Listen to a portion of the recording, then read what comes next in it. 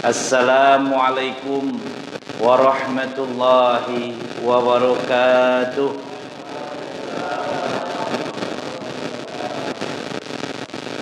Menunggu viral Pak Haji. Kalau udah viral nanti sama Bang Iyas ini ya, udah payah ngundang saya lagi kan. Alhamdulillahirabbil alamin. Nahmadu wa nasta'in wa nastaghfiruh wa na'udzu billahi min shururi anfusina wa min sayyiati a'malina. May yahdihillahu fala mudilla lahu wa may yudlil fala hadiya lahu. Asyhadu an la ilaha illallah wahdahu la syarika lah wa asyhadu anna Muhammadan abduhu wa rasuluh sallallahu alaihi wasallam. Allahumma shalli ala Muhammad wa ala ali Muhammad.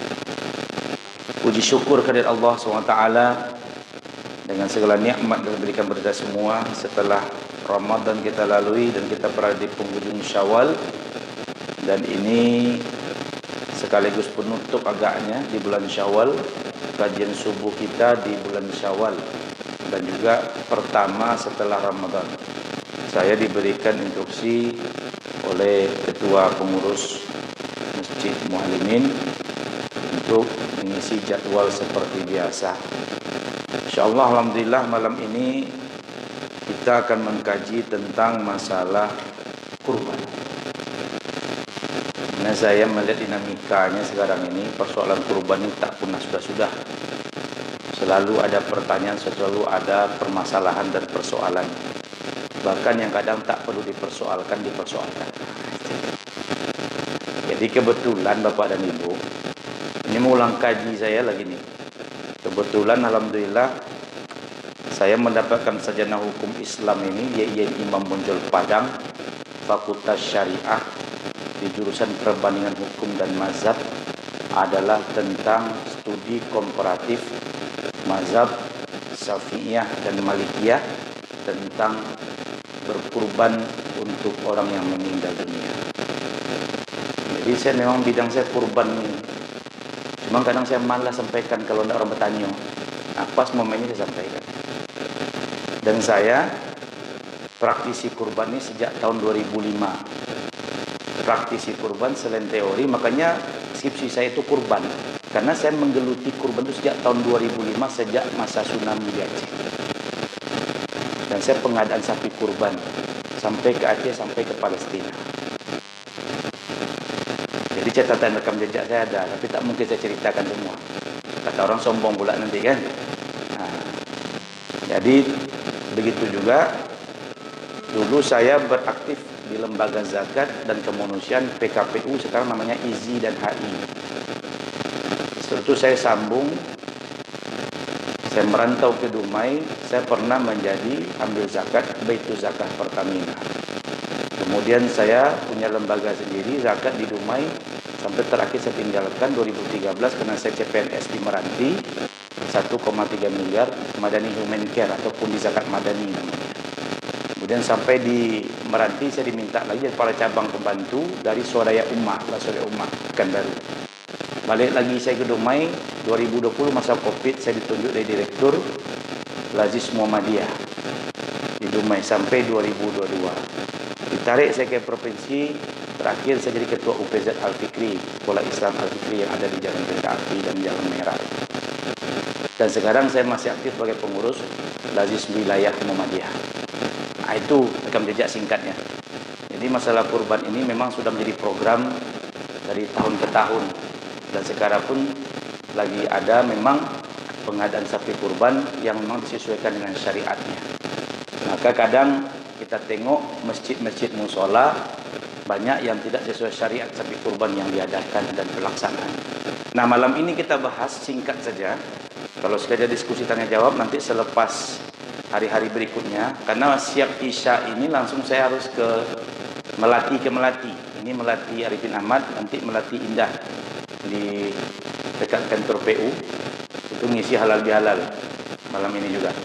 Jadi agak cepat sedikit, tapi saya buka sampul-sampulnya saja. Berbicara kita tentang kurban, maka sebenarnya persoalan kurban ini persoalan taat Bapak dan Ibu. Patuh atau tidak kita dengan perintah Allah. Dan dalil yang paling ringan yang paling singkat dan tegas dan paling gampang dihafal oleh anak-anak kita, surat Al-Kautsar. Itu dalil kurban. Saking tegasnya Allah, sampai 3 ayat cuma dibuat tentang kurban. Artinya di sini kalau ditengok tafsirul akam dan makna balaghahnya, itu adalah tidak ada negosiasi ketika kita mampu. Inna a'tainakal kautsar fasholli li rabbika wanhar inna syani aka huwal abtar. Banyak orang hafal ayat ini tapi tak tahu dengan ancamannya. Nah, bahaya. Coba kita tengok terjemahannya. Inna a'tainakal kautsar. Ada ultimatum keras oleh Allah kepada kita. Apa kata Allah itu? Inna a'taina. Sesungguhnya na a'taina, 2 kali na, saya. Aku yang kasih kalian rezeki yang banyak. Nah, itu Pak. Apa artinya itu? Mau hebat kalian, mau pintar kalian, mau tinggi jabatan, aku yang kalian rezeki. Kalian tuh tak ada apa, keluar kalian dari perut emak kalian tuh, telanjang bulatnya kalian dulu. Sampai sini paham Bapak Ibu? Sampai sini kita paham? Artinya apa? Jangan sombong, jangan angkuh, jangan sok tahu, jangan sok merasa kita ini paling pintar mencari rezeki di atas muka bumi ini. Semua yang kita dapatkan di muka bumi ini atas izin Allah. Gak ngaruh dengan HP ini.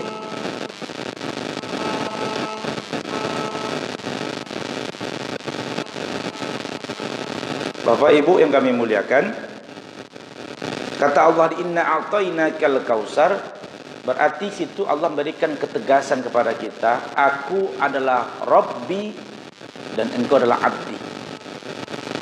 Aku adalah Tuhan engkau dan engkau adalah hamba. Itu wajib. Tidak ada yang lewat dari penglihatan dan kehendak Allah rezeki itu kecuali atas izin Allah. Inna a'tainakal kautsar. Nah itu dulu. Kalau sudah duduk pemahaman kita bahwa Allah yang kasih kita rezeki, hilanglah kesombongan kita. Fasholli, maka kalau kalian sudah paham dengan aku adalah Tuhan engkau, aku yang kasih kalian rezeki, fasholli, maka sholatlah. Tapi selesai sholat kata Allah, tidak. Wanhar. Wanhar itu artinya sepenggalan matahari naik. Sinonimnya, penyamaan katanya duha, waktu duha. Anhar, waktu duha.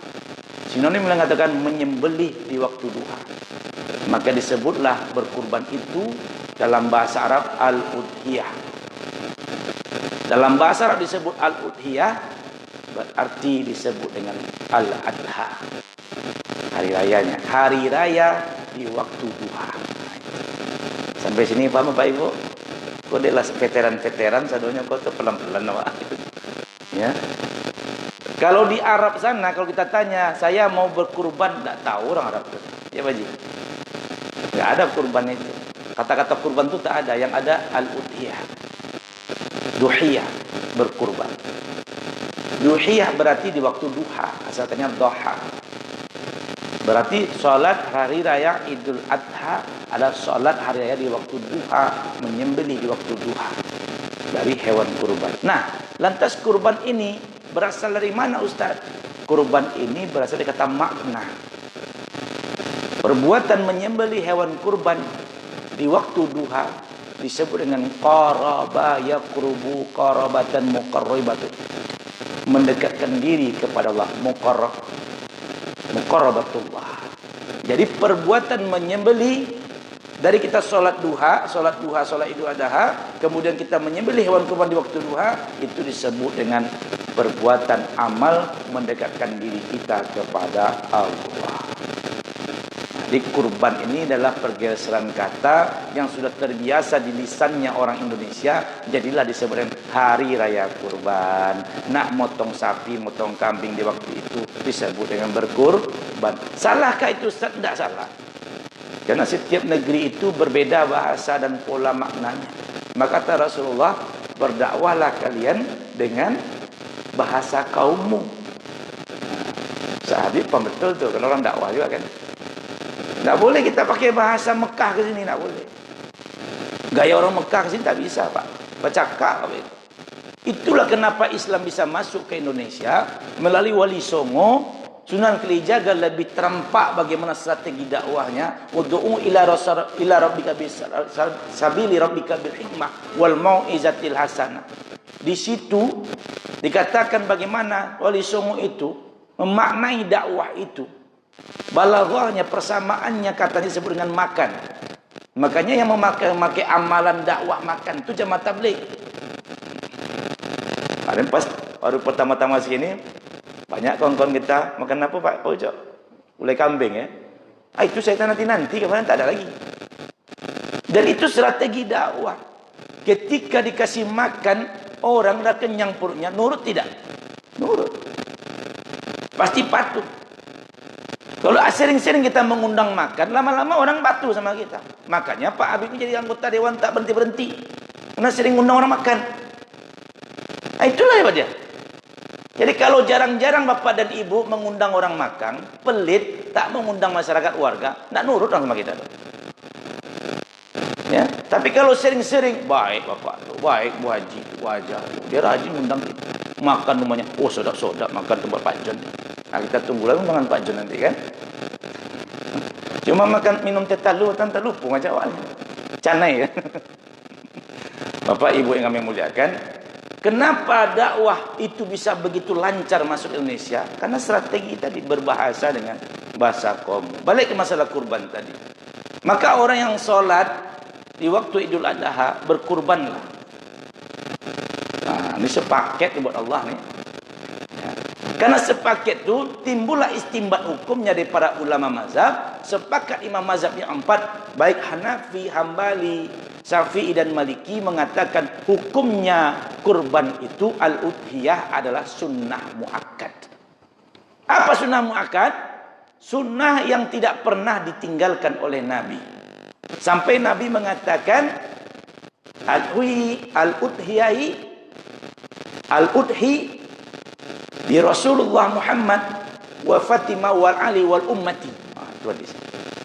Nabi pernah mengkurbankan satu ekor kambing, satu domba yang besar. Karena dikala itu dalam kondisi pailit terjadi pada saat tahunnya perang Khandaq. Perang Khandaq itu Pak Haji, itu dalam boikot kafir Quraisy, sekeliling diparet dan semua dihambat, nak bisa keluar. Orang kafir itu mengelilingi kota Madinah. Nabi dengan umat Islam berada di tengah kota Madinah yang diboikot. Jadi kita belajar sejarah juga, asbabun wurud, sebab-sebab adanya hadis, sebab-sebab turunnya ayat, ada sebabun nuzul namanya. Itu harus dipahami. Tak bisa kita tangkuk di kuduk seperti yang ngaji kok Al-Quran habis dah. Pelajari asbabun wurudnya, sebab turun adanya hadis, sebab nuzul turunnya ayat. Maka ketika itu tak bisa berkurban satu-satu, maka keluarlah hadis Nabi ini bahwasanya aku berkurban atas diriku dan Fatimah anakku serta Ali menantuku serta umatku, mewakili dari umat Nabi yang memang tak bisa berkurban tahun ini. Sampai di sini paham Bapak Ibu? Nah, jadi tidak serta merta aja kita telan bulat-bulat dong. Maka para jagamu kok makan ikan jangan ditelan dengan tulang-tulangnya tercaki awak. Pisahkan daging jo tulang. Begitu juga dengan bareh beras. Atah jo bareh dipisahkan. Makanya adat babaju syarak bati lanjang buka habis-habis. Itu baru belajar syariat. Nah, jangan belajar YouTube aja Bang Yes. Tidak bisa. Harus ada guru. Itu disebut dengan mengaji dan mengkaji. Kalau betul kita ingin berilmu dalam beribadah, i'malu bil ilmi, beramallah kamu dengan ilmu, mengajilah dan mengkajilah. Nah, kalau kaji ini ilmiah dia. Kalau mengaji itu sami'na wa ta'na. Nah, itu prinsip. Nah, dari mengaji kita sami'na wa ta'na, ada unsur ilmiah diterangkan oleh Allah dan Rasulnya. Nah, kemudian fasalli li rabbika wanhar inna syani'aka huwal abtar. Sesungguhnya orang yang syak, yang benci, yang tak mau yang degil, yang pelit, sampai lihat karang saku bajai kuduk balubang. Nak mau berkurban, nak mau berudhiyah, nak motong hewan kurban di kala itu sedangkan dia mampu untuk berkurban, inna sya, dia benci, dia nak mau, dia malas. Ada saja alasan dibuatnya. Wa abtar. Tahu Pak, apa arti abtar itu? Terputus. Apa yang terputus? Rahmat Allah. Apa yang terputus? Pertolongan Allah. Apa yang terputus? Allah tak ngakuin kita sebagai hamba-Nya. Kau karengkang aja. Ang madar. Nah, itu kira-kira. Betul tuh Ustaz tadi. Wa abtar. Terputus. Nak peduli Allah sama kita, Pak. Bisa kita berkurban itu sebenarnya. Bisa kita nabung kurban, bisa kita niatkan untuk tahun depan, tahun-tahun berikut setiap tahun bisa. Tapi mencari alasan 1001 macam alasan untuk tidak berkurban. Itulah bedanya orang bertakwa dengan orang tidak bertakwa. Maka hasil dari Ramadan itu menjadi Syawal, kemudian kita ketemu dengan lebaran haji, itu gunanya hasil takwa kita itu diimplementasikan, dipraktikkan ketika hari raya Idul Adha dengan berkurban. Apa itu? Sedekah. Karena kurban bagian dari amalan sedekah. Kurban akikah, bayar infak, bayar zakat, bayar wakaf, itu dibungkus dengan sedekah. Sedekah, sidiq, orang benar. Jadi orang yang rajin berzakat, orang rajin berinfak, orang rajin berwakaf, orang rajin sedekah, orang yang rajin untuk berkurban, berakikah, maka mereka adalah orang baik, orang benar. Sampai di sini sudah paham Bapak Ibu? Nah, pertanyaan sekarang, dari syariat mana dilakukan kurban ini? Dari syariat, kita tahu sama-sama, Nabi Ibrahim dan Ismail. Kita tahu kisahnya. Dikala itu asbabun nuzul disuruh sembelihnya Nabi Ismail oleh Ibrahim. Ketika itu dalam surat yang lain Nabi Ibrahim pernah berkata, aku lebih mencintai mahabbani ila rabbi. Aku lebih mencintai hambaku dari apapun di seluruh alam. Wa qul lil alam. Ternyata diuji sama Allah. Jangan ngecek saya pandai Ibrahimnya. Uji kau betulkah kau cinta, lebih cinta padaku dari seluruh alam apapun ia, termasuk anakmu ya? Maka datanglah perintah, sembelih anak. Nah, coba bayangkan, andaikan ikut terjadi sama kita. Itu diterangkan kisah ini, perintah untuk menyembelih Nabi Ismail adalah dalam surah As-Saffat ayat 102 dan 103. Apa kata Allah kepada Ibrahim dan diceritakan Ibrahim kepada anaknya, dituliskan dalam Al-Quran. Falamma balagha ma'u sya'ya wa qala ya bunayya inni ara fil manam anni adbahuka fanzur madza tara. Tadi malam nak, apa bermimpi bahwasanya aku disuruh untuk menyembelih engkau. Bagaimana pendapatmu? Ibu dek Pak John ditanya macam tu kepada anak kira kau Pak John. Aja ya Allah. Apa kala dulu Pak kala tua, pala pensiun mah. Itu bagi anak apa? Anak toleh tu. Tapi kalau anak soleh nak begitu jawabnya. Apa jawab oleh Ismail, anak yang soleh yang dididik kesana oleh ayahnya, tauhidnya. Makanya pendidikan tauhid ni Pak, agama ni ayahnya Pak. Nyinyir ayahnya itu kepada anaknya supaya taat kepada Allah. Maka itulah dituliskan Al-Quran, surat Luqman mengajari anaknya. Wa idh qala Luqman ibnihi ya bunayya la tusyrik billahi inna syirka la zulmun adzim. Ya, tidak boleh syirik kepada Allah, nah itu kezaliman yang besar. Begitu juga Nabi Yakub pada anak-anaknya, mata budu nabi ba'di. Kalau mati aku nak ayahmu ini, kau nanti nyembah apa? Apakah kau sembah apa yang kau sembah? Nah, jadi yang mengajari tauhid itu Pak, memang kita nih bapak dulu kepada anak-anak keturunan kita. Bukan maknya, sekarang terbalik. Lebih pandai mengaji mak-mak ni lagi, lebih rajin ke masjid lagi daripada suaminya, ayahnya. Sehingga apa? Lemah tauhid anak ni. Makanya banyak kenakalan remaja di mana-mana. Dan rata-rata tu anak laki-laki. Kenapa? Karena lemahnya tauhid diajarkan oleh ayahnya. Tak terbentuk karakter anaknya karena ayahnya begitu lemah. Maka takutlah kamu meninggalkan generasi yang lemah. Ketika apa? Ketika ayahnya lemah dalam iman dan ketaatan kepada Allah. Nah, maka betul Ustaz Habib tuh sering bawa anaknya. Kalau anak awak nak pesantren gitu juga kan. Ayo ke masjid ya. Nah, apa kata Ismail anak yang soleh? Yes. Apa kata Ismail anak yang soleh yang dididik oleh Ibrahim bapaknya yang soleh? Itu dia. Titik jauh tak ada apa buah tak jauh jatuh dari pokoknya. Ya abati af'al ma tu'maru satajiduni insyaallah minas shalihin. Laksanakanlah wahai ayahanda. Kalau memang itu perintah Allah, mudah-mudahan aku menjadi golongan orang-orang yang sabar. Bukan disuruh, nak, tak usahlah sekolah, nak, tak sanggup ayam biayamu, nak, kau sini aja lah, nak, kawannya ayahmu. Bukan begitu. Nak bantu ya, nak, sabar ya, nak, ya. Tapi apa? Aku sembelih lehermu, nak, kau mau, nak? Laksanakan wahai ayahanda. Coba, mana ada anak yang bisa sampai sekarang seperti itu? Sepanjang zaman takkan ada. Inilah dia. Dan kisahnya luar biasa. Maka terjadilah rukun haji. Terjadilah Jumratul Aqabah, Jumratul Ula, Jumratul Wusta.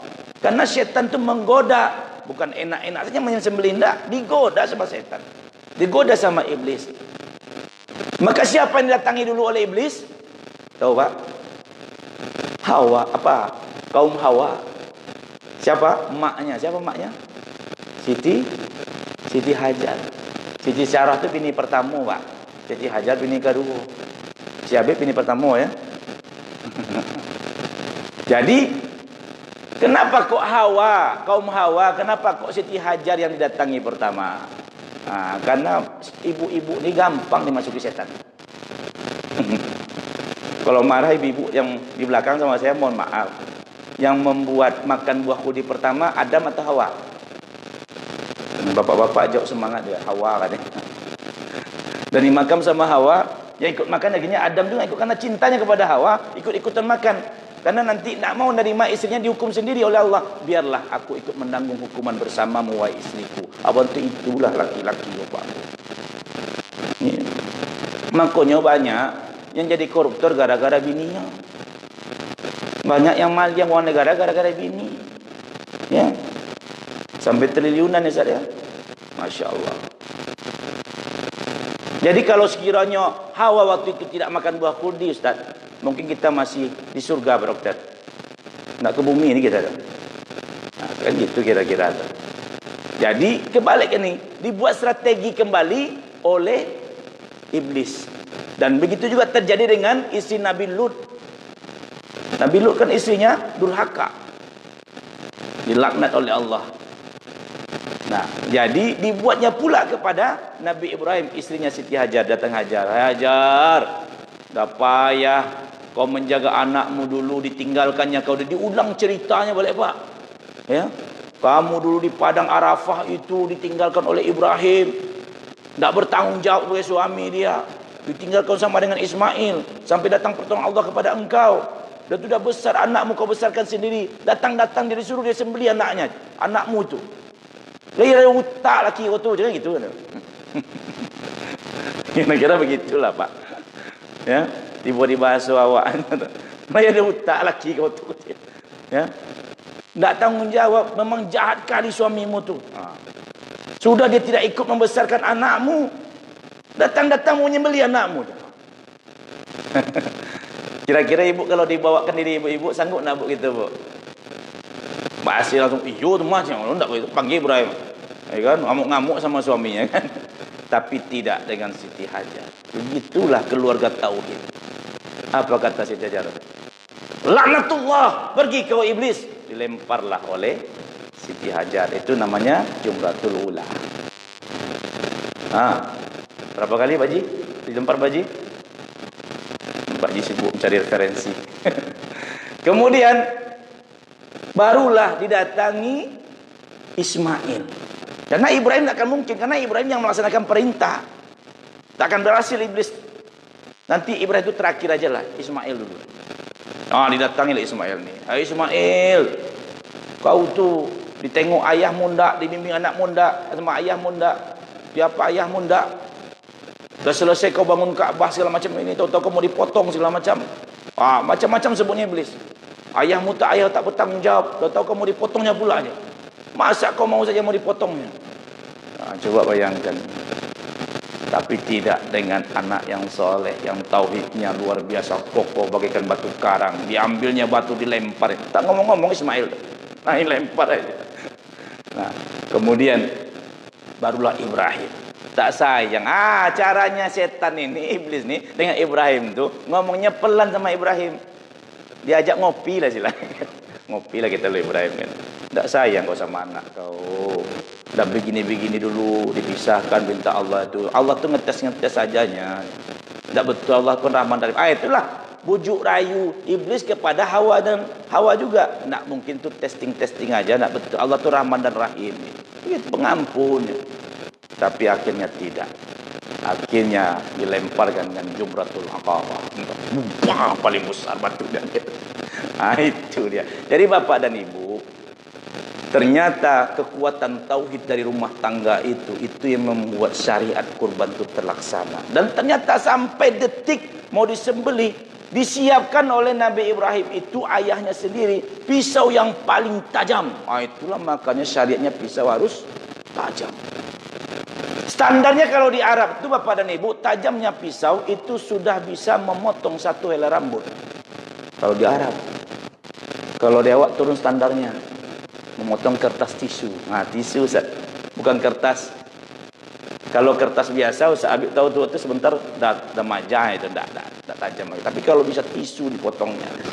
Makanya kami bawa tisu sama Ustaz Habib pas mau nyembelih itu. Kami testing loh. Nih sudah lewat tisu sama dia, dah mantap sudah. 10 sapi sampai 15 lewat sama dia. Jadi itu syariat pisau harus tajam. Kenapa? Karena kalau dah tajam dia tidak menyakiti. Maka sebelum saya diminta bantu untuk memotong, kejadian kita di sini. Pisau kita itu pisau gergaji. Ya. Maka menyembelih hewan itu, kalau Juleha itu ada dua cara. Ustaz Habib dari atas, saya dari bawah. Yang enak memang dari bawah. Kalau memang tergantung kita enaknya mana, mau di atas mau di bawah. Tapi kalau saya enak di bawah, tinggal pakai tuas.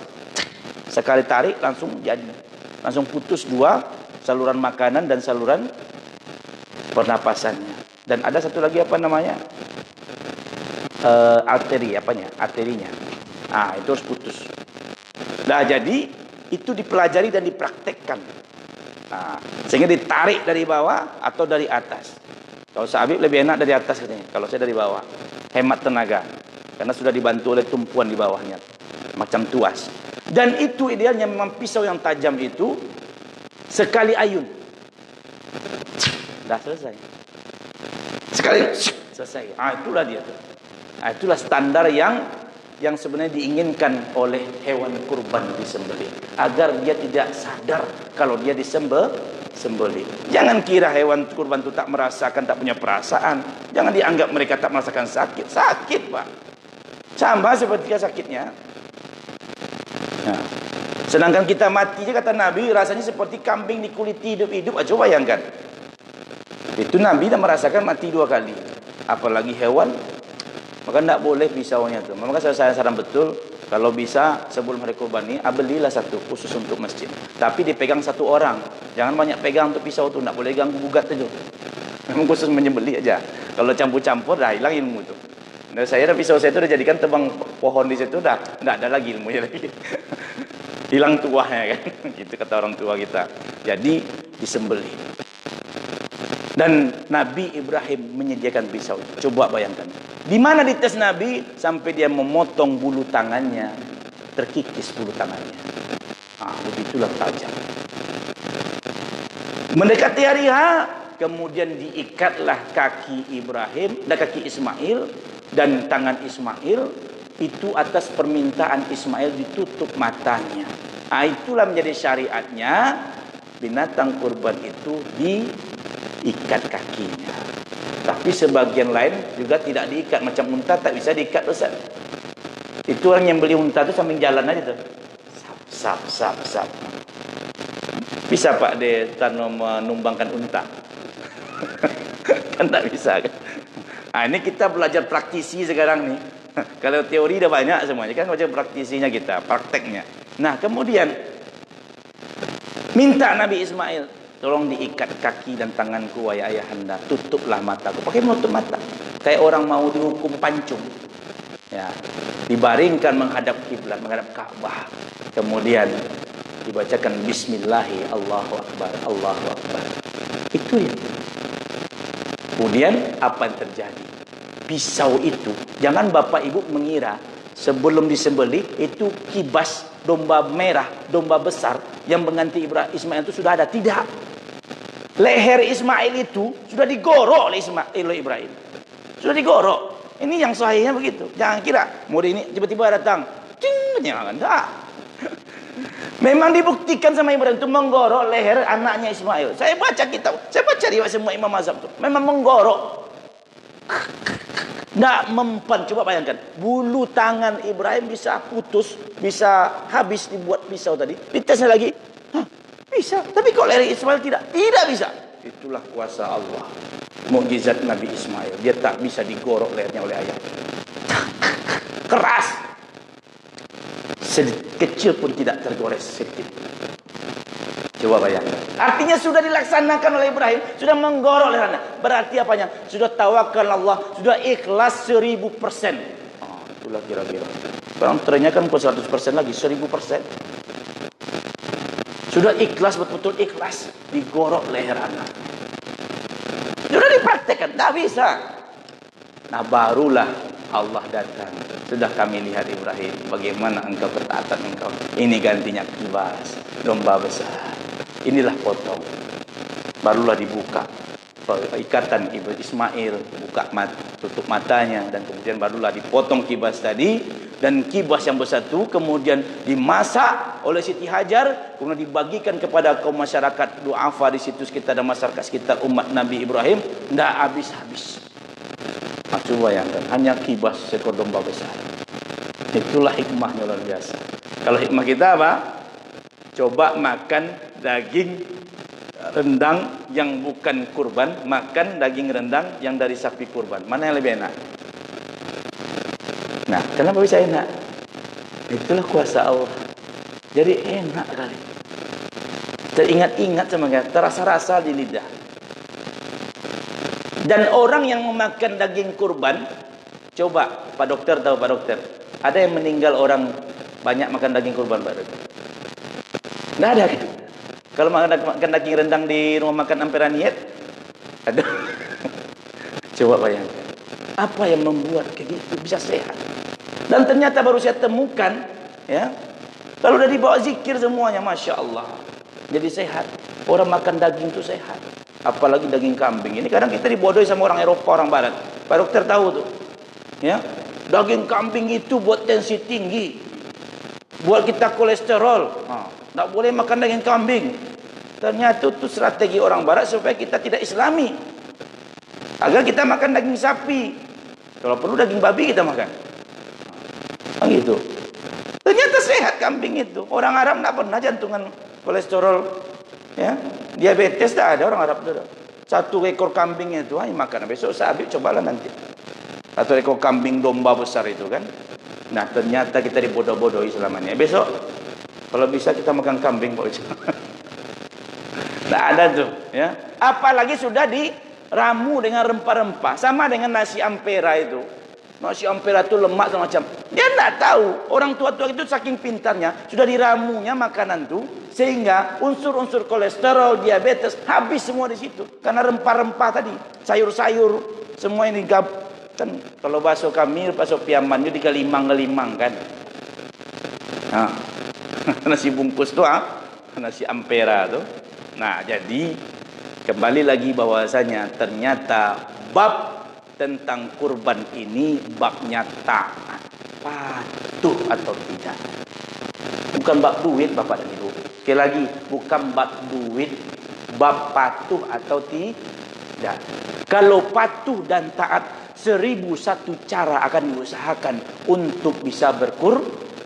Tapi kalau ndak patuh, ndak taat, bakumpua satu kantong pun, satu bermiliar pun duitnya segala macam, kalau tak ada niatnya untuk berkurban, dia tak akan berkurban. Maka insya-Allah kita sudah masuk sapi yang keempat. Mudah-mudahan dimurahkan rezekinya oleh Allah yang sudah mendatangkan 4 ini. Kalau bisa bertambah-tambah lagi, tidak cuma dia sendiri, dengan keluarga-keluarganya ikut berkurban. Amin. Kalau bisa tahun ini berapa ekor nih Pak? Targetnya Pak? 16. Teman-teman kemarin berapa Ustaz? Kita selesaikan sapi. 15 kurang 1. Mudah-mudahan tahun ini kita bisa 30. Ustaz, tak terdayung sama kami nanti 30. Ya kan hari raya tasriknya kan ada 13 sama satu hari 4 hari. Selesai kan? Motong aja kerja kita kan. Ya enggak masalah.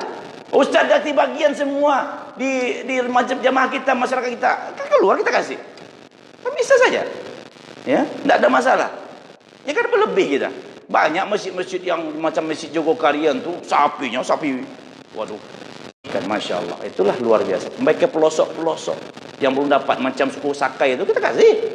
Senang dia menerima daging kurban kita. Begitulah disebut dengan manfaat sedekah kurban tadi. Masya Allah. Nah, jadi artinya saya mengajak kita, memotivasi kita semua, diusahakanlah kita untuk berkurban. Tak payah kurban itu. Karena sudah berkali-kali di TV kita tengok ada pemulung berkurban, ya. Ada tukang becak berkurban, ada tukang ojek berkurban, bisa dia berkurban.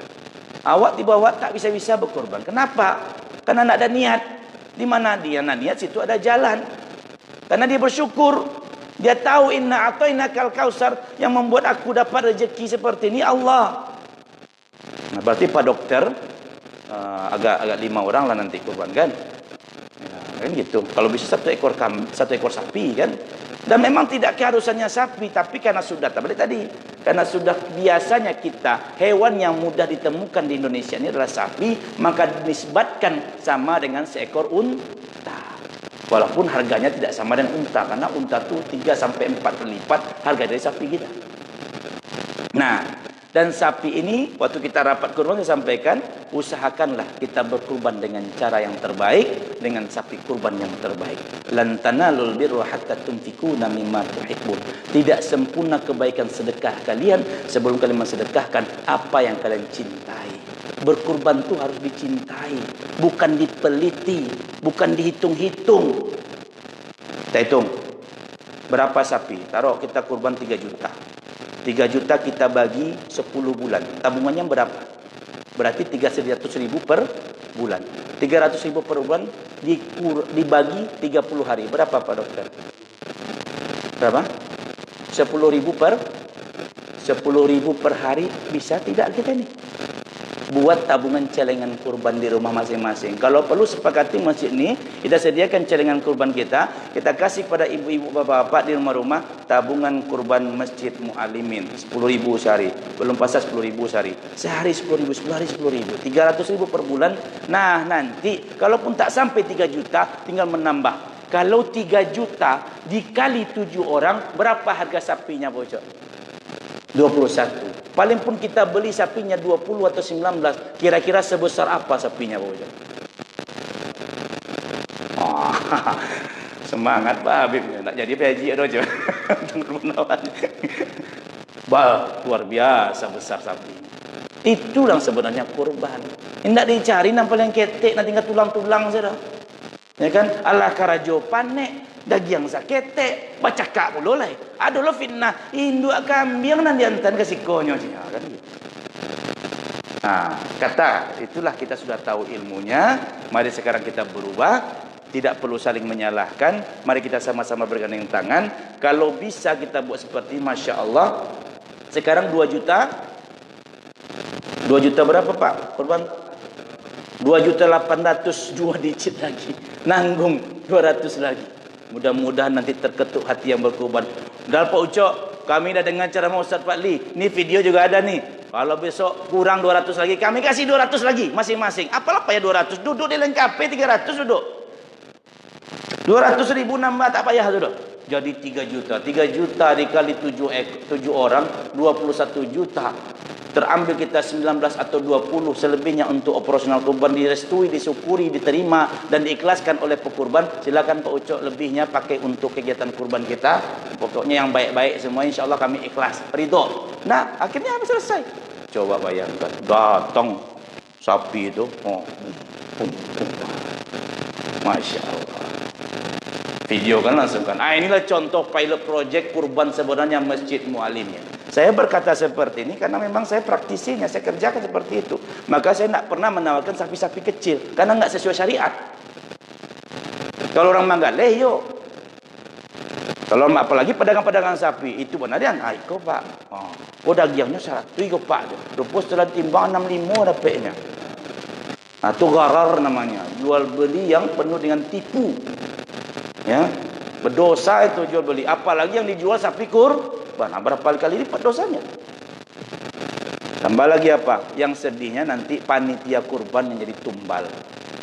Ya, hati-hati kita memilih hewan kurban. Kita ada ahli-ahlinya, kita paham bahwasanya memilih hewan kurban itu betul-betul sesuai dengan syariatnya.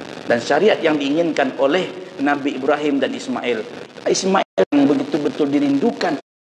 Ketika dapat anak disuruh sembelih, artinya apa? Sesuatu yang dicintai dikorbankan demi Allah. Itu dia. Sampai di sini Bapak Ibu sudah terang benderang. Nah, kalau tidak terang benderang, bermunajat kepada Allah, ya Allah bukakan hatiku ya Allah. Kenapa ilmu tak masuk-masuk? Kenapa hatiku tak terbuka-buka? Kenapa kok masih berkeruk-keruk kening aku mikirkan kurban ini kok gini segala macam. Berat kali rasanya.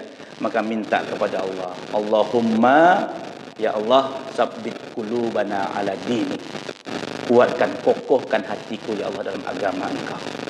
Insya Allah. Wa ta'ati, dan ketaatan kepada Engkau. Intinya berkurban kita adalah prinsip patuh atau tidak patuh, taat atau tidak taat, sami'na wa ata'na. Jadi kalau ada yang komplain begini-begini Pak Ucok dengan panitia semua, tak usah risau. Kita kerjakan amanah kita dengan sebaik-baiknya, insya Allah Allah akan bukakan jalan-jalan yang baik kepada kita dan kemudian. Amin. Karena waktu sudah masuk, betul? Dan terlebih terkurang saya mohon maaf, karena ini persoalan kurban pasti banyak pemikiran kita semua ingin diskusi. Besok atau lusa kita ketemu, kita duduk-duduk, atau Pak Jo ngajak minum teh taldo balik, kita diskusi. InsyaAllah. Malam ini tidak usah dulu Pak, karena sudah konser berikutnya di Melati Indah, insyaAllah. Mudah-mudahan bermanfaat. Tidak ada niat kami untuk menjatuhkan, tidak ada menembak seseorang, tidak semacam. Kita memperbaiki saja. Terimalah ilmu dengan lapang dada, insyaAllah menjadi amal ibadah dan menjadi amal jariah bagi kita semua. Amin ya rabbal alamin. Kompaknya kita di masjid ini insyaAllah membawa berkah ke depannya. Lebih kurang saya mohon maaf. Billahi taufiq wal hidayah. Assalamualaikum warahmatullahi wabarakatuh.